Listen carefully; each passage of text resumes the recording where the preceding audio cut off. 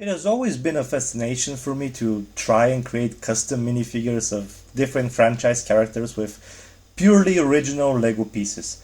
No custom parts, no 3D printed particles, no third-party stickers, none of that nonsense. And this is not a quick guide by any means. We will discuss various choices, options, and routes we could take, and I will share my thoughts and decision making so you can be part of the process itself. So pour yourself a drink, sit back, and welcome to Minifigures Beyond.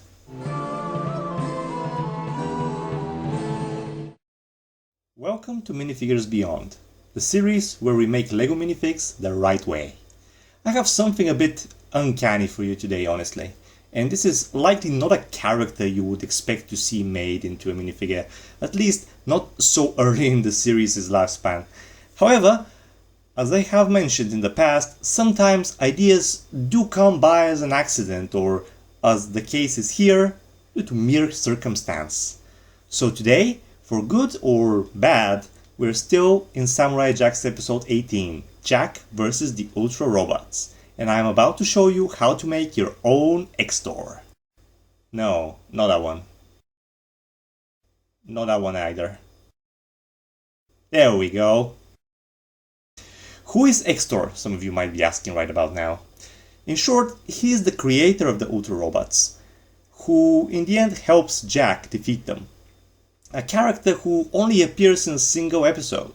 Yes, I know, but I felt it's possible. He seems pretty easy on the surface after all, so I thought, let's try it out. The simplicity had me convinced that I had to try, but I knew that unless I found a good headpiece, the minifigure probably wouldn't work, as is the case with most minifigs, frankly. So I started my search there. As usual, I discarded all yellow minifigs, which left me with very limited options, again as usual, as there are just a handful of heads with green glasses. Luckily, this old one from Spider-Man 2's Doc Ock seemed to fit quite well. The goggles are the right shape and size, I would say, and overall the face expression has just the right amount of spaz to fit the neurotic Extor character from the animation.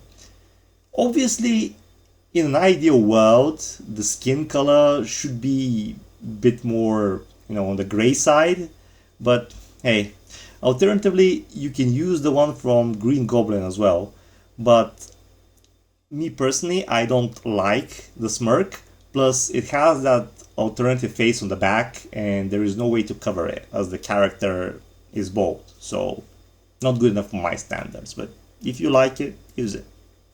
With the finding of the headpiece, I was encouraged, so I moved on to the torso. I didn't want to simply opt for a blank white torso, even though that's exactly what we're seeing in the episode, more or less. But that's mainly due to the style of the animation. I wanted to have some more detail and I browsed through quite a few different torso pieces.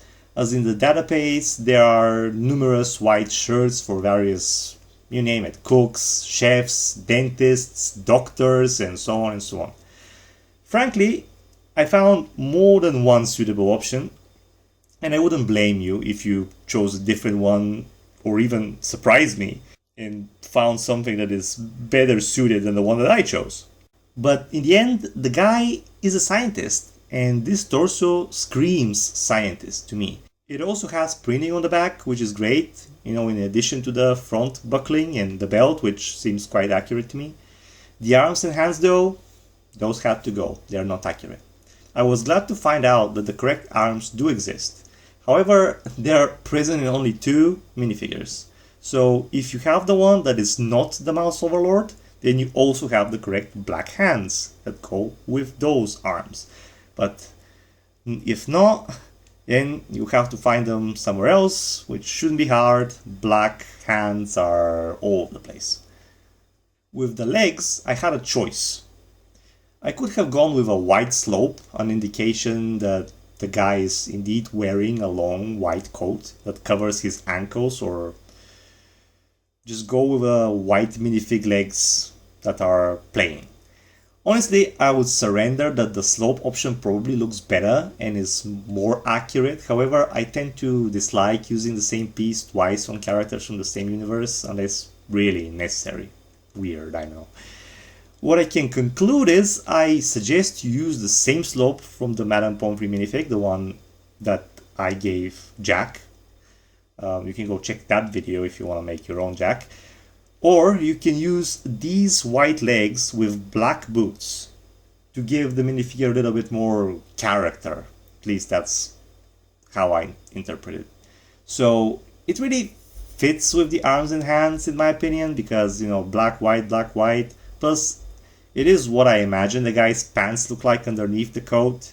So it's probably a uncanny step for me to go kind of off script, but I like the minifigure a little bit better like this for some reason.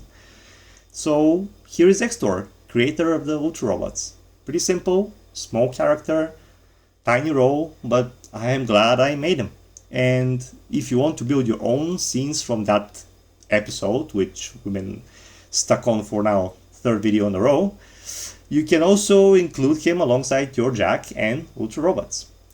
But next time around, I promise I'll have a character for you who appears in more than one episode.